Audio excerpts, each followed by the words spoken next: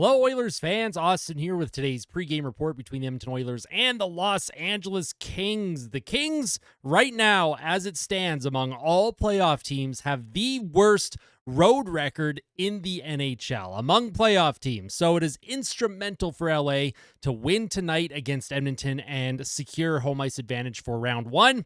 If you're the Oilers, you're looking at the Kings road record and you're licking your chops and you're going, you know what? If we can find a way to win in regulation today, beat the Sharks Wednesday, put the pressure on LA to win at least two of their next three games, well, that's what we got to do because LA, if the Oilers and Kings were to be tied at the end of the season in points, the Kings do hold the tiebreaker. So the Oilers do have to find a way to finish slightly ahead of LA when it comes to the points in the NHL. And for LA, we'll have to see what they are able to accomplish because their road record is abysmal. They only have 15 wins on the road this season, and the Montreal Canadiens, who will likely be the last playoff team to make it in the Eastern Conference, they're the only ones with less than, they're the only ones that are around that mark. They have 17 wins, so...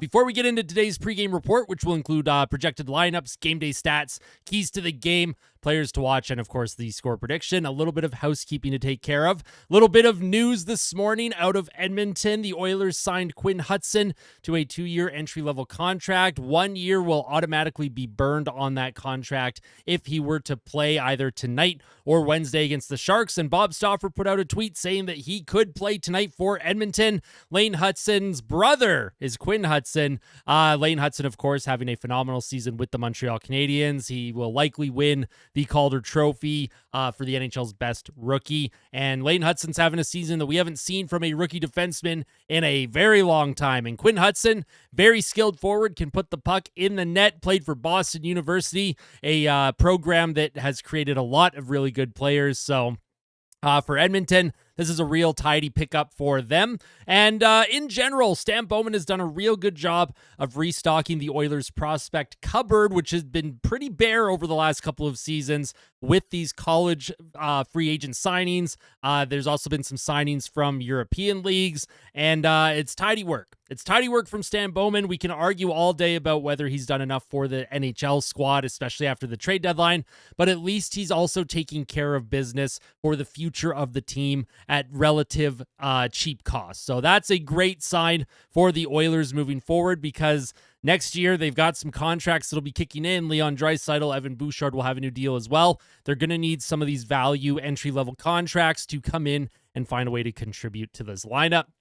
But with that out all the way, and speaking of lineups, let's discuss the projected lineup for the game tonight. Now, as of the recording of this video, this is not the official lineup for Edmonton, but if this is anything to go by, we could be looking at Jeff Skinner with Connor McDavid and Connor Brown. Once again, this top line for Edmonton has been phenomenal for the Oilers. They have been absolutely terrific for Edmonton. Connor Brown continues to stay red hot, and if he gets that hat trick, I'll be buying his jersey. Come on, Connor Brown, I want that hattie. Let me throw the hat. Let me buy the jersey. Let me get my dad all riled up about it. For the second line, Arvidsson, Henrique, Perry.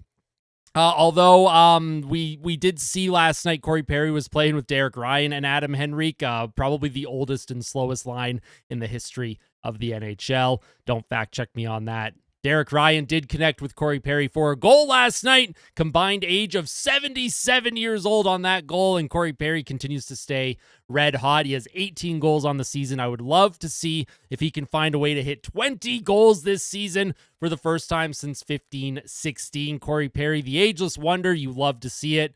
Third line, Podkolzin, Philp, and Janmark. Fourth line, Jones, Ryan, Kapanen. And then, of course, Leon Draisaitl. Not sure what his status is. He is close to playing. He had mentioned that he wanted to play a couple games before the playoffs. Well, this would be the time to get in if he's able to. And then I also put Quinn Hutson on the lineup card as well, because if he does manage to play tonight, I wanted to have his name up here as well. We'll see how the lineups all shake out. There will be an official lineup discussion from Chris Knobloch, I'm sure, later in the day. By the time you watch this video, the lines have probably already been posted, and, that's just how these things work. On defense, Nurse with Bouchard, Kulak, Stetcher, Dineen with Emberson, and in goal is Calvin Pickard in net. Calvin Pickard, of course, looking to stay red hot in his game and keep pushing Stuart Skinner for that game one starting position for the Stanley Cup playoffs. Stuart Skinner last night, he wasn't busy against the Jets, but he played very well for Calvin Pickard.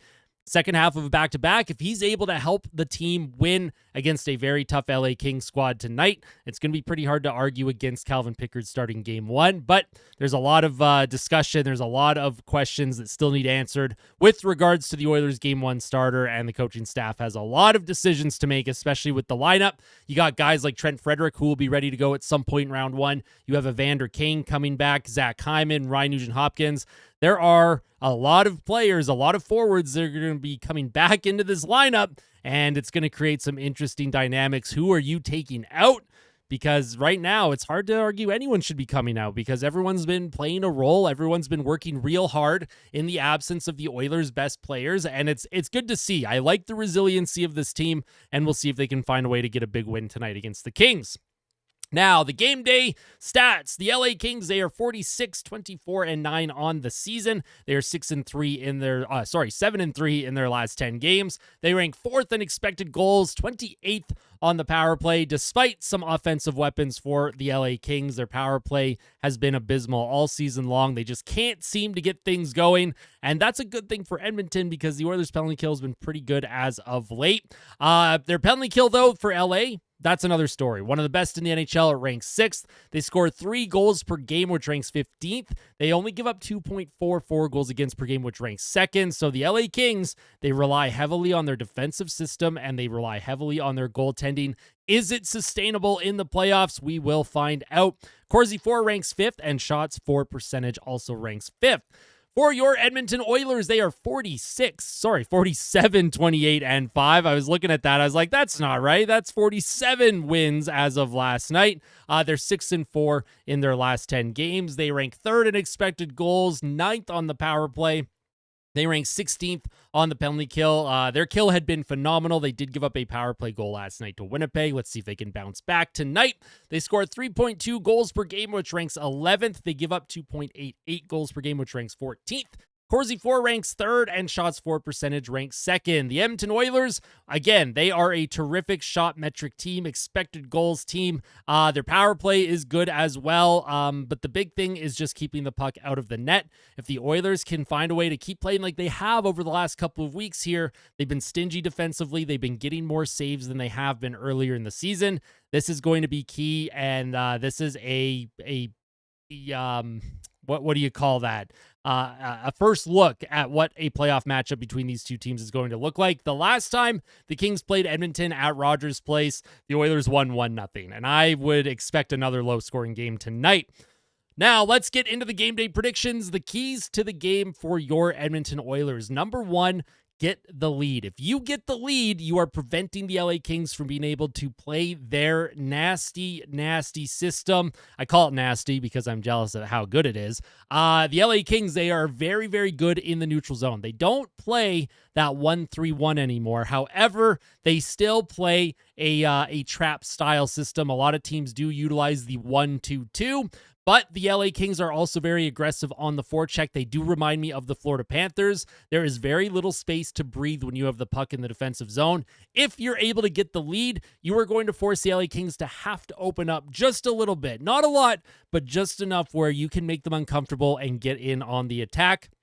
Number 2, stretch the neutral zone. The LA Kings, like I said, they're very, very solid when it comes to that neutral zone. However, they are a little bit more aggressive on the forecheck than in years past. For the Edmonton Oilers, if they can find a way to move the puck up the ice, if they can get 1 or 2 players streaking up the lanes, and if you can get a defenseman to hit them with speed in transition, you can take advantage of maybe a flat-footed LA Kings squad just kind of waiting in the neutral zone, and maybe you can get in on the attack, on the rush, stretch the neutral zone out, force the LA Kings to open up just a little bit. You don't have to get into a track meet. You know, neither team wants to open up and go back and forth like it's the 80s, but if the Oilers are able to find a way to stretch that neutral zone just a little bit, they're going to have success tonight. And number 3, work the cycle. The Oilers, of course, are a good team when it comes to rush attacking. However, their bread and butter has been on the cycle this season. They're good at working the puck down low along the boards. They have a lot of guys that are real solid at keeping plays alive. Work the cycle, tire the LA Kings defenders out, try and get pucks into high danger areas, and find a way to score a couple goals tonight. It's going to be difficult, but let's see what they can do. For the Kings, number one, lockdown. Lock things down like they have been and historically do against the Edmonton Oilers, at least this season. The LA Kings, their last matchup between these two teams, they beat Edmonton 3-0, and they bored the crap out of me. They bored the crap out of the players. Of course, Edmonton did not have McDavid or Draisaitl in the lineup, and it was a matinee game. Not making excuses here as an Oilers fan, but the LA Kings, they know how to lock things down. If they get the lead, it's going to be a disaster for Edmonton. It's going to be very hard to come back, and the Kings, they're great at locking things down. Number two, box out. Box out the Edmonton Oilers. Try and find a way to just keep them to the perimeter the entire game, whether it's the neutral zone, the defensive zone, and box them out, right? Keep things away from your goaltender. Keep things away from that high danger little trapezoid in front of the crease, that high danger area on the ice that teams always try and get to in the slot. 4 shots, box out the Oilers. And number 3, playoff ready. Show the Oilers why your team is different this season. Show the Oilers why you have a chance to beat Edmonton this year in the postseason. It is the 4th straight matchup in the postseason between these two teams. Let's see what the LA Kings have up their sleeves.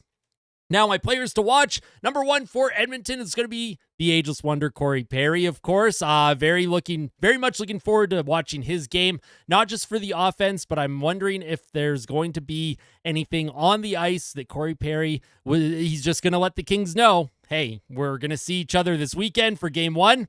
I'm here. You're going to have to deal with me. So for Corey Perry, that is my player to watch. And for the LA Kings, Quinn Byfield has had a terrific season for LA, 22 goals. He is absolutely dynamic. He's one of their best players, and he's a game breaker, in my opinion. He can absolutely take over a game when he is playing at his best. For Edmonton's defenders tonight, it's going to be a tough task to slow him down, but let's see if they're up to it. And my score prediction, what the heck are we predicting today? Are we predicting another LA Kings win, or are we predicting an Oilers win? You know what? I like the look of the Oilers. I like how they've been playing since Connor McDavid returned to the lineup. We're going 3-2 Oilers in regulation with the smiley face. Let's see if the Edmonton Oilers can get the job done tonight. And if you're still watching up to this point in the video, I just want to say thank you all so much. I will be going live tonight. First live stream in a while. I'm very excited. If I'm not live right at 8 p.m., it'll be just a few minutes after. I do have some league games on Xbox on NHL 25. Sometimes it does bring me to that 8 p.m., 8:05 range, depending if we end up having to play an overtime game.